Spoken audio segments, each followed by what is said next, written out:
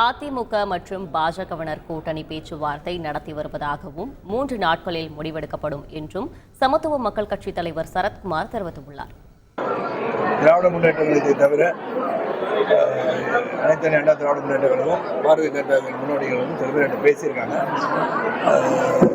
இன்னொரு 2-3 நாளில் வந்து அது முடிவெடுக்கப்படும். நாங்கள் தொழிற்போக ஆரம்பிக்கன்னு சொல்லி கிட்டத்தட்ட 15 வருஷம் ஆச்சு. இது வரைக்கும் ஆரம்பிக்கல. ரெண்டு ஒரு புல்டோசர் தான் நின்றுட்டு இருக்கோம்.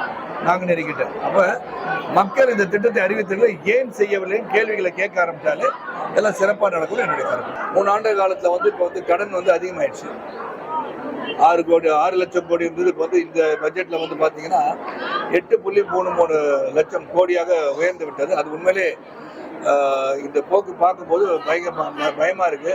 அதாவது except for health and education, இதை தவிர பாக்கி எல்லாத்துக்குமே மிக்சி கொடுக்குறேன், கிரைண்டர் கொடுக்குறேன், கார் கொடுக்குறேன், பைக் கொடுக்குறேன், இதெல்லாம் நிறுத்துறது பெட்டர். கஜானாவே காலியாக இருக்கு. மக்களே வேண்டாம்னு சொல்கிற காலம் வந்தால்தான் இந்த கடன் சுமையிலிருந்து நாம் மீள முடியும்.